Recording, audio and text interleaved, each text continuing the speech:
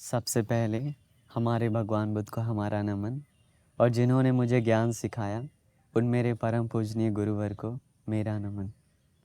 नमो बुद्धाय।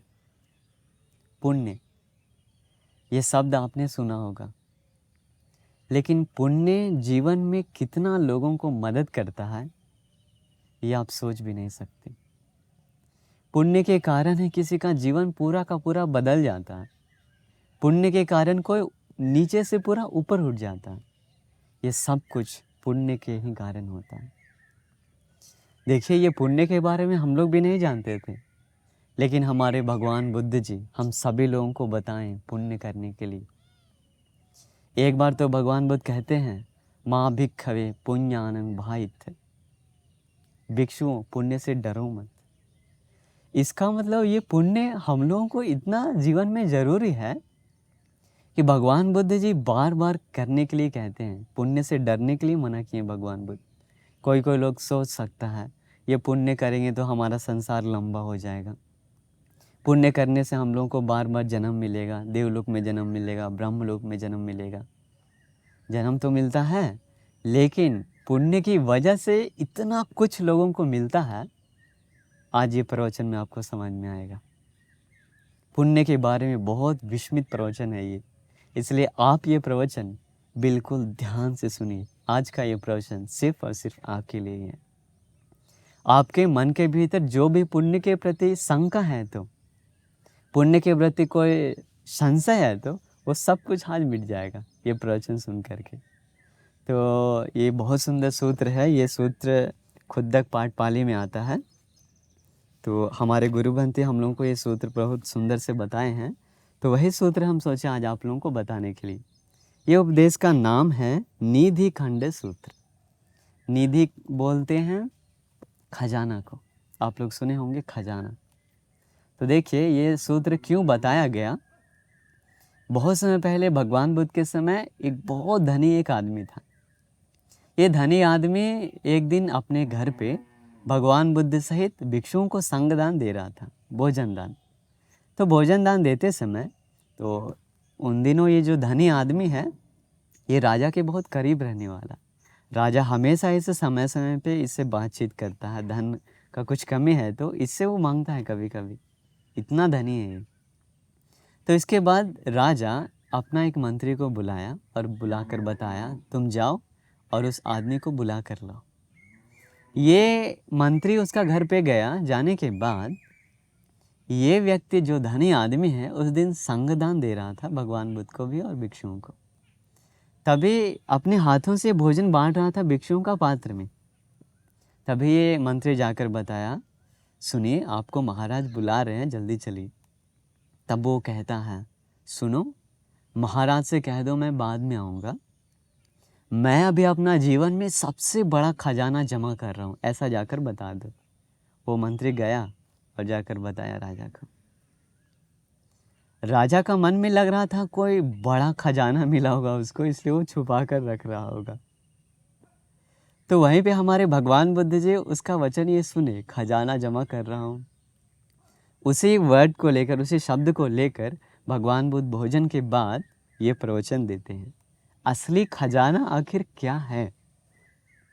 तो ये प्रवचन सुनने से आपको समझ में आएगा असली खजाना दुनिया में क्या होता है, पुण्य। देखिए भगवान बुद्ध विस्तार करते हैं पाली भाषा में। भगवान बुद्ध कहते हैं, निधिंग निधेति पुरुषो गंभीरे उदकंति। उन दिनों लोग अपना खजाना किसी को मिलता है तो वो खजाना लोग छिपाता है। कैसे?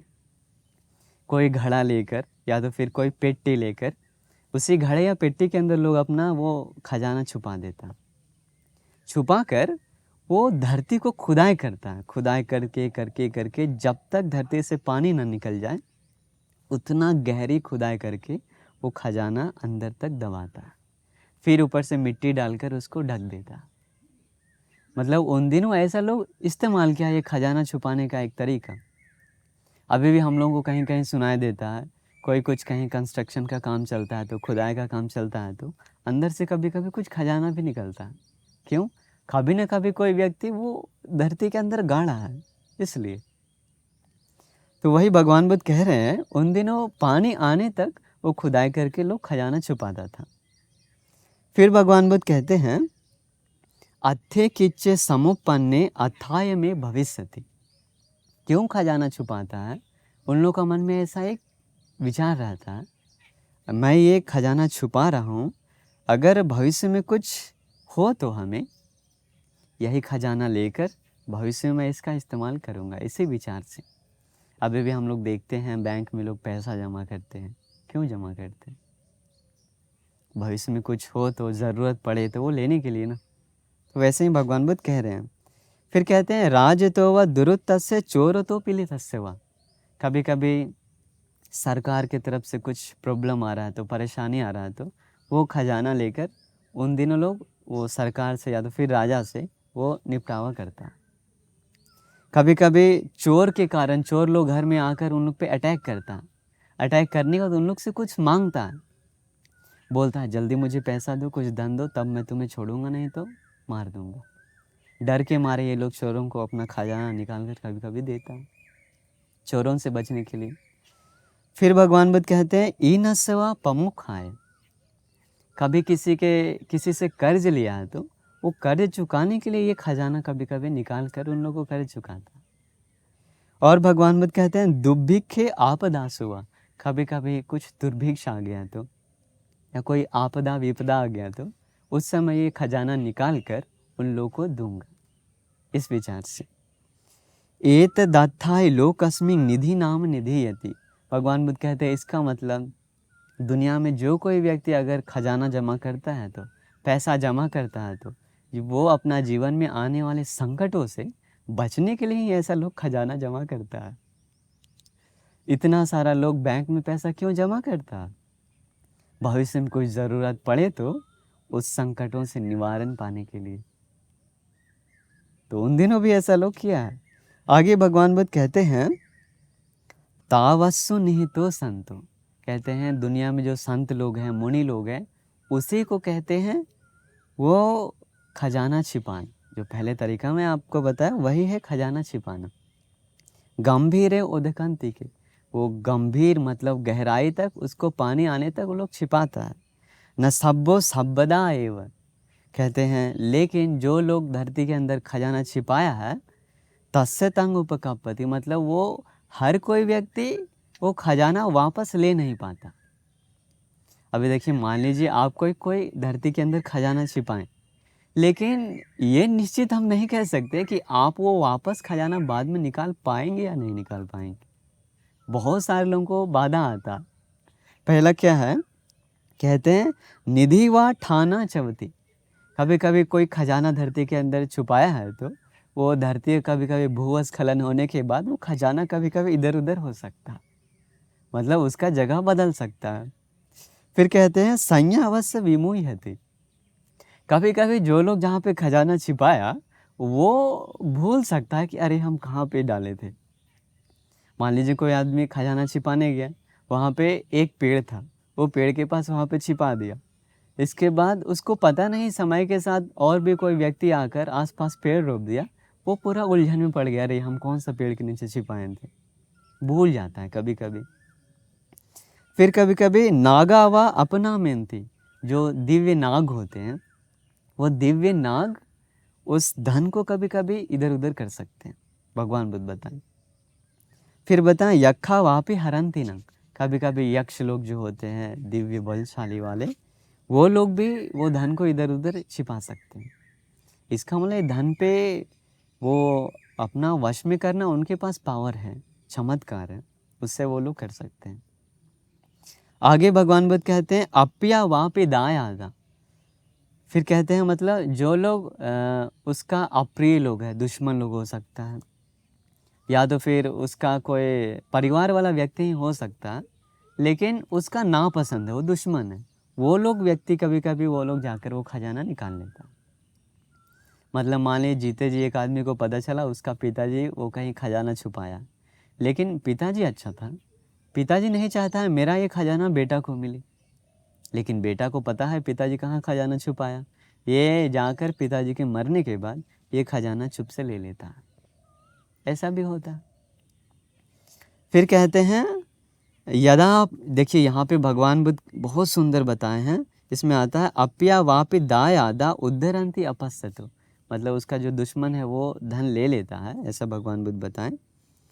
फिर एक बहुत सुंदर वर्ड है इधर, एक लाइन है जो आप जीवन भर याद रखिए, ये बहुत काम देगा। भगवान बुद्ध कहते हैं यदा पुण्य खयो होती सब में तंग विनश्यति। क्या है? यदा पुण्य खयो होती सब ते में विनश्यति। जिस दिन किसी का पुण्य खत्म हो गया तो समझिए उस दिन उसका सब कुछ विनाश हो जाता है। आज आपके पास अच्छा घर है तो, आज आपके पास अच्छा परिवार है तो वो सब कुछ आपका पुण्य की वजह से ही है। जिस दिन आपका पुण्य खत्म हो गया समझिए जीवन में इतना परेशानी आता है कुछ कह भी नहीं सकते। इसलिए देखते होंगे हम लोग किसी किसी का जीवन में बहुत संकट है, बहुत प्रॉब्लम है, परेशानी है। क्यों? पुण्य का कमी है जीवन में। पुण्य जीवन में कर लिया तो उसका जीवन में कोई परेशानी नहीं होता, संकट नहीं होता। अभी आगे समझ में आएगा ये पुण्य मनुष्य का जीवन में कितना लाभकारी है। भगवान बुद्ध कहते हैं यस्य दानेन शीलेन संयमेन दमेन च।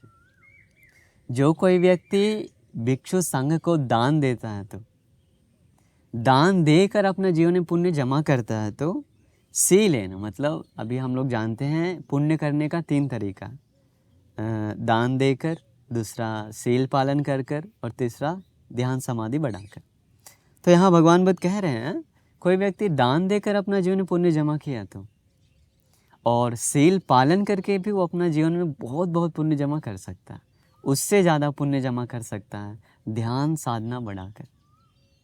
इसका मतलब ध्यान साधना, आज लोग ध्यान साधना को लोग थोड़ा समझते नहीं हैं, ध्यान साधना मुश्किल कह के छोड़ देते हैं, लेकिन ऐसा मुश्किल करके छोड़ना अच्छा नहीं है।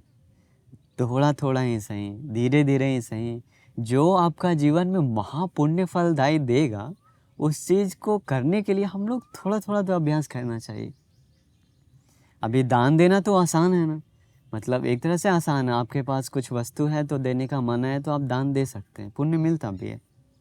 शील पालन करना उससे थोड़ा मुश्किल है लेकिन किया जा सकता है, और उससे भी ज़्यादा मुश्किल है ध्यान साधना में बैठना।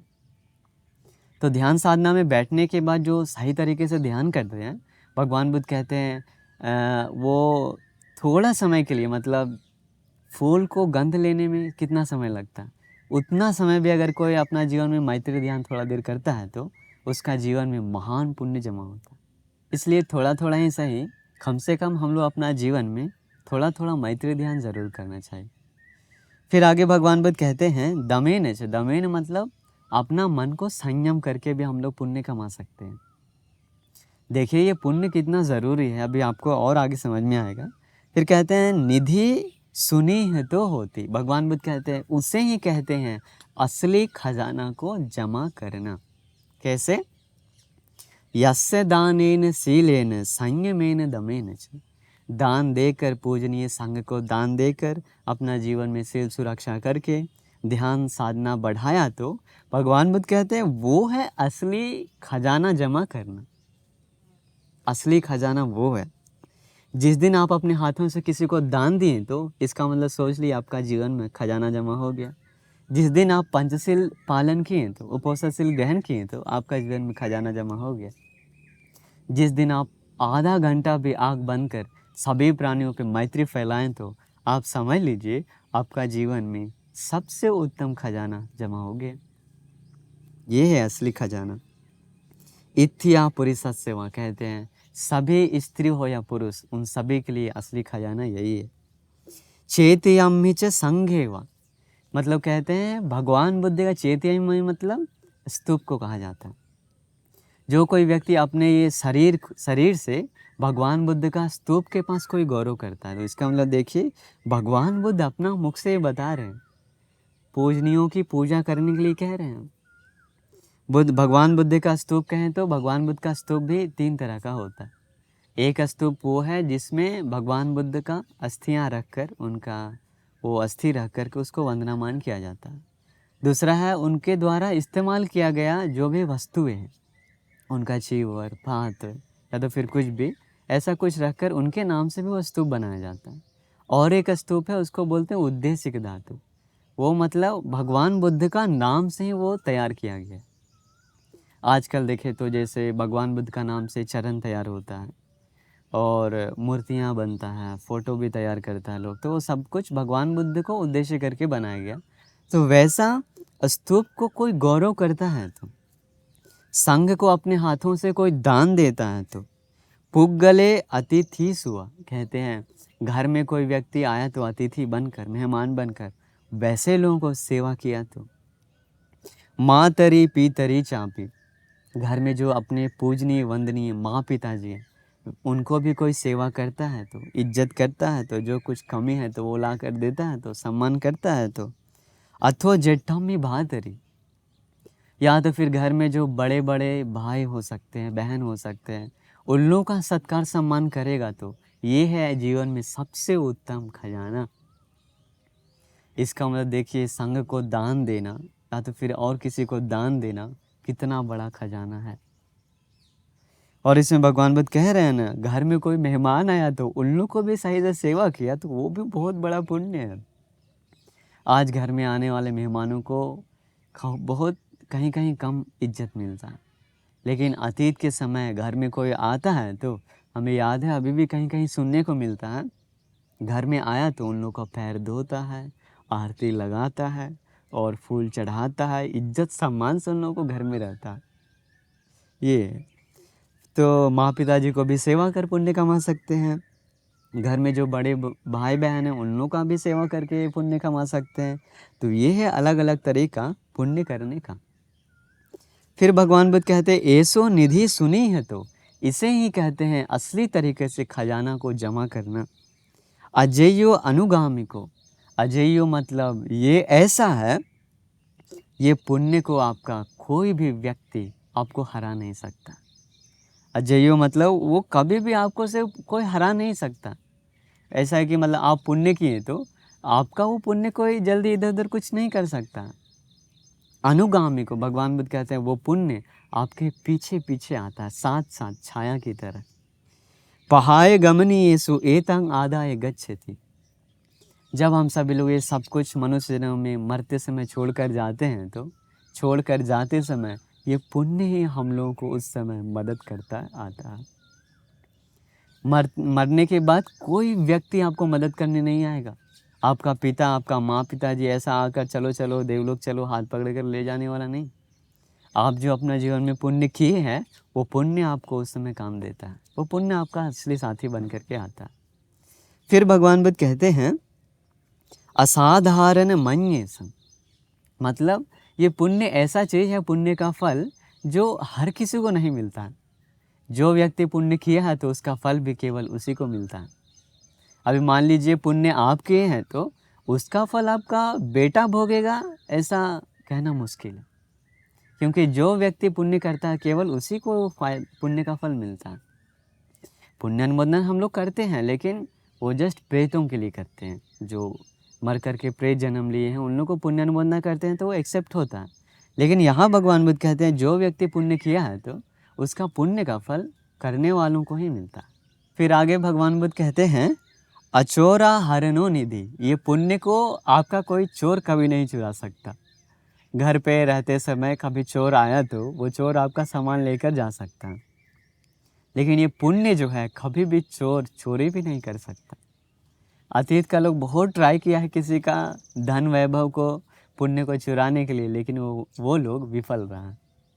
फिर आगे भगवान बुद्ध कहते हैं, देखिए ये भी बहुत सुंदर लाइन है, आप याद रखिए, कैराथ धीरो पुण्यानी, मतलब जो धीर लोग होते हैं, उत्तम लोग होते हैं, बुद्धिमान लोग होते हैं, वैसे लोगों को पुण्य ही करना चाहिए।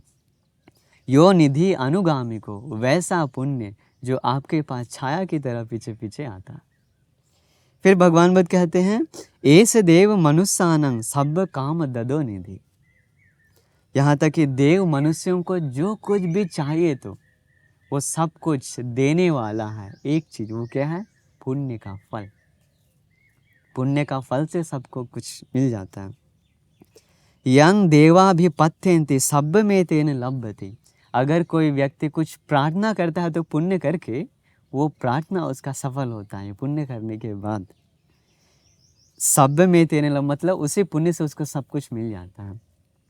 आगे भगवान बुद्ध कहते हैं सुवर्णता मतलब जो कोई व्यक्ति सुंदर होता है तो वो भी पुण्य का ही फल है। सुसरता किसी का मधुर सुंदर आवाज है तो वो भी उसका पुण्य का ही फल से मिलता है।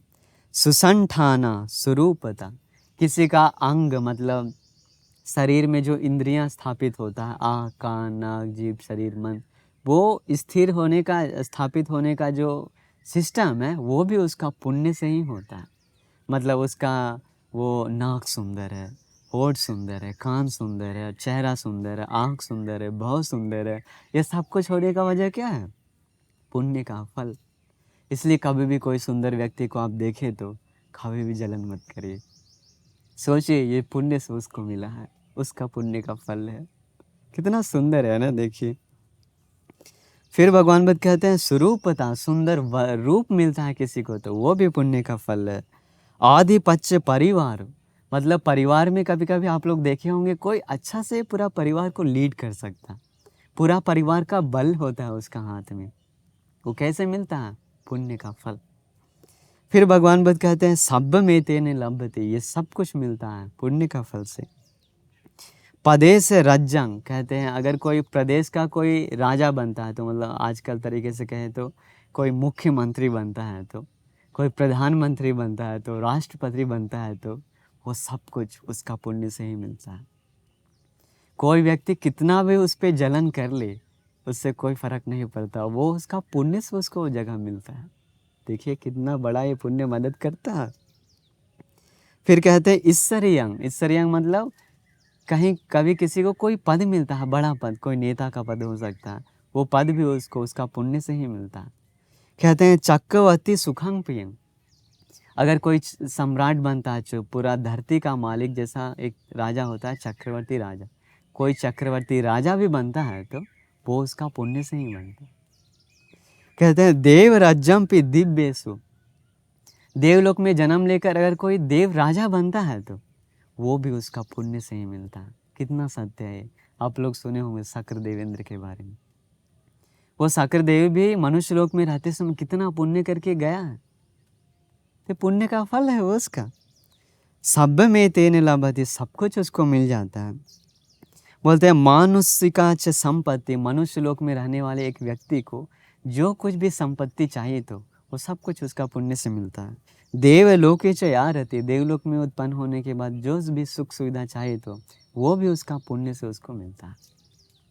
इसका मतलब आप मनुष्य लोक में हैं अभी, आपको सारे सुख सुविधा चाहिए तो करना क्या है? पुण्य। देवलोक में जन्म लेने के बाद अगर आपको और भी ज़्यादा सुख चाहिए तो बाकी देवताओं से ज़्यादा सुंदर वर्ण आयु सुख बल चाहिए तो क्या करना है? पुण्य। कितना सारा देवलोक में रहने वाला देवता लोग कभी कभी भगवान बुद्ध के पास आया, संघ को दान दिया, देते समय वो लोग कहता है अरे पहले ये तो हम बड़ा पुण्य नहीं किए, इसलिए हम लोग पहले जन्म लिए थे गरीब लोगों को दान देकर, उस समय जो पुण्य का फल मिला तो बहुत कम मिला। लेकिन अभी जो देवलोक में जन्म लेते हैं संघ को दान देने वाले देवता लोग, वो लोग हमसे ज़्यादा पुण्यवान हैं। क्यों? सही जगह पे दान दिया। इसका ना देवलोक का भी सुख चाहिए तो दान पुण्य करना चाहिए, ध्यान समाधि लगाना चाहिए। फिर भगवान बुद्ध कहते हैं याच निब्बान संपत्ति जो दुनिया में सबसे उत्तम संपत्ति है, सबसे उत्तम संपत्ति क्या है? निर्वाण का संपत्ति, मुक्ति का संपत्ति। वो संपत्ति भी उसको पुण्य ही दिलाता है। सोच लीजिए आज कितने सारे लिए लोग ये सत्य को नहीं जानते, सोचते हैं निर्वाण पाना है तो सिर्फ केवल अकेले में जाकर ध्यान समाधि लगाएंगे तो मन को वश में कर लिए तो हो जाएगा। इतना आसान नहीं है जी, इतना आसान नहीं है ऐसा करना। इतना आसान होता तो आज कितना लोग घर द्वार कर छोड़कर सब लोग निकलते हैं, लेकिन सारे लोग निर्वाण पाते हैं क्या? नहीं। क्यों? पुण्य का कमी है। और अभी आपको समझ में आएगा सब में तेने लभते भगवान बुद्ध कहते हैं सारा सुख मिल जाता है पुण्य करने वालों को, पुण्य का फल से। मित्त संपद मागम मतलब कहते हैं किसी को अगर कोई अच्छा कल्याण मित्र मिलता है तो वो भी उसका पुण्य से मिलता है। अभी दुनिया में देखिए कितने सारे लोग पापी मित्र लोगों के साथ संगत में है, क्यों? पुण्य नहीं है। हम लोग कितना भी ट्राई करते हैं, उत्साह करते हैं उसको लाने के लिए, कल्याण मित्र के साथ जोड़ने के लिए, जुड़ता नहीं है। क्या नहीं है? पुण्य का कमी है। फिर कहते हैं योनि सोच पयुंज, तो कोई व्यक्ति धर्म के अनुकूल, भगवान बुद्ध का धर्म विनय के अनुकूल योनि सो मन स्वीकार कर रहा है, तो धर्म चिंतन कर रहा है, तो वो भी उसका पुण्य से हो रहा है। अभी कितना लोग हैं आलतू फालतू सोच करके अपना मन में कचरा भरने वाले, कितने लोग हैं। धर्म को याद करके अपना मन में प्रसन्नता जगाकर भगवान बुद्ध का वाणी के अनुसार चिंतन करने वालों कितने कम हैं। कैसे मिलता है वो? पुण्य से मिलता है। फिर आगे भगवान बुद्ध कहते हैं विद्या विमुक्ति वसी भाव, किसी को त्रिविद्या प्राप्त होता है तो कोई लोग दूसरों का मन पढ़ सकता है, कोई लोग पिछले जन्म देख सकता है और इधरी चमत्कार कर सकता है, चमत्कार दिखा सकता है, बहुत कुछ। कैसे करता है? पुण्य का फल से। फिर अपना मन को वश में करता है। अभी आप लोग देखे होंगे कोई लोग हैं दुनिया में, वो लोग 5 मिनट सिर्फ आँख बंद करके बैठते हैं तो उन लोगों का मन तुरंत समाधि में बैठ जाता है, मन शांत हो जाता है, मन इधर उधर भटकता नहीं। क्यों? पुण्य का फल। भगवान बुद्ध कह रहे हैं सब में तेन लभ्यते, सब कुछ उसको पुण्य से मिल जाता है। कब?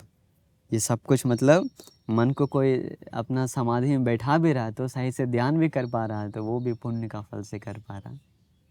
इसका मतलब अगर आपको ध्यान करने में बाधा हो रहा है आजकल, तो या तो फिर आप बहुत उत्साह करते हैं, ध्यान में नहीं बैठ पा रहे हैं, तो पुण्य करना शुरू करिए। पुण्य करके वो ध्यान करना शुरू करिए, आपको ध्यान में कोई बाधा नहीं होगा। आगे भगवान बुद्ध कहते हैं पटिसंविदा विमोक्षाच, मतलब धर्म बताने वाले लोग जो हैं वो बहुत प्रज्ञावान होते हैं। अभी अतीत में कहें तो बहुत सारे अरहंत भिक्षु लोग थे। अरहंत भिक्षुओं के पास ये पटिसंविदा मतलब एक तरह से वो एक बल है, वो एक प्रज्ञा का एक लक्षण है। अर्थ धर्म निरुक्ति पटिभा के साथ वो लोग धर्म प्रवचन देते हैं, वो भी एक प्रज्ञा का बल है। फिर कहते हैं विमोक्षाच, किसी को विमुक्ति मिलता है तो मतलब 8 प्रकार का जो विमोक्ष है उसमें अपना मन को स्थिर कर पाता है तो वो भी उसका पुण्य से उसको मिलता है। याच सावक पार में, और जो कोई व्यक्ति भगवान बुद्ध का श्रावक बनता है तो वो भी उसका पुण्य से उसको मिलता है। इसका मतलब जो मार्ग फल होता है तो श्रोतापन व्यक्ति, सगदागामी, अनागामी, अरहंत, ये सब कुछ पुण्य पर ही निर्भर करता है। एक भी व्यक्ति जिसके पास कम पुण्य है वो आज तक श्रोतापन नहीं हुआ, आज तक अरहंत नहीं हुआ, कभी नहीं। पुण्य कम वाले लोग, जिसका पुण्य परिपूर्ण हो जाता है वैसे लोग तो मार्ग फल पाते हैं, वैसे लोग मार्ग फल पाते हैं।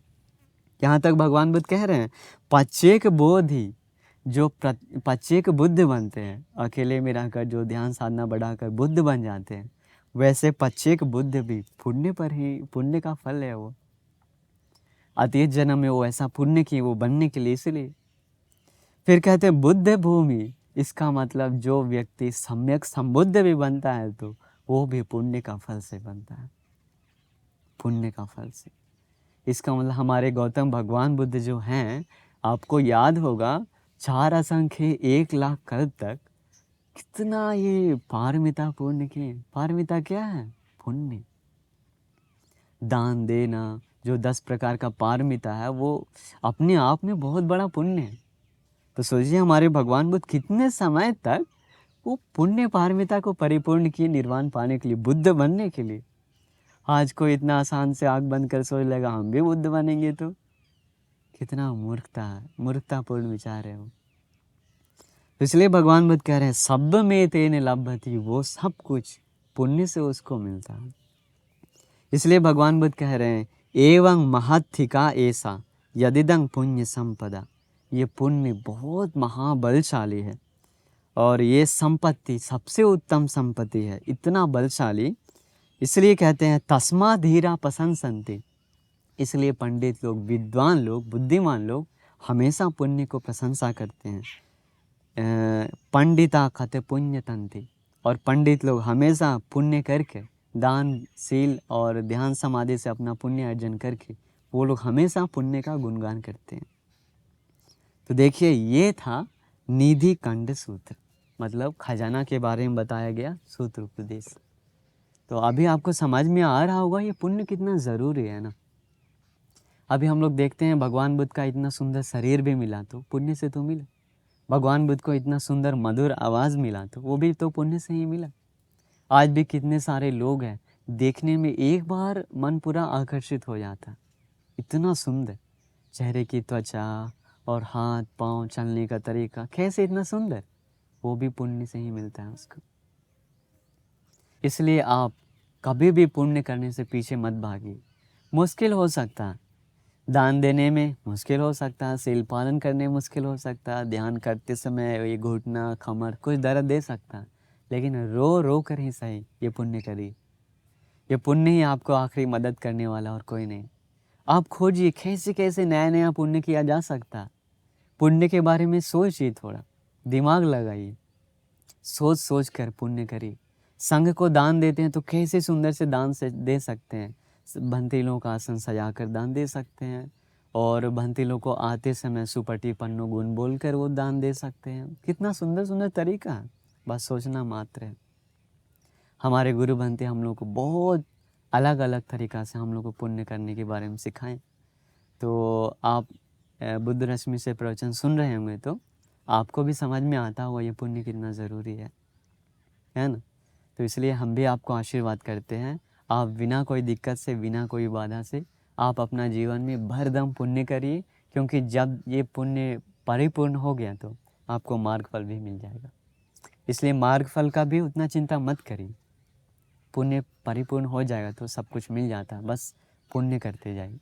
तो इसलिए हम आपको आशीर्वाद करते हैं, भगवान बुद्ध के आशीर्वाद से, धर्म के आशीर्वाद से, आर्य महासंघ के आशीर्वाद से आपको भी अपना अपना जीवन में बहुत बहुत पुण्य करके, और वो सारा पुण्य करने के बाद निर्वाण को ही प्रार्थना करके जो दुनिया का सबसे उत्तम संपत्ति है वो पाने के लिए आपको उत्तम दुर्लभ मौका मिल जाए। नमो बुद्धाय।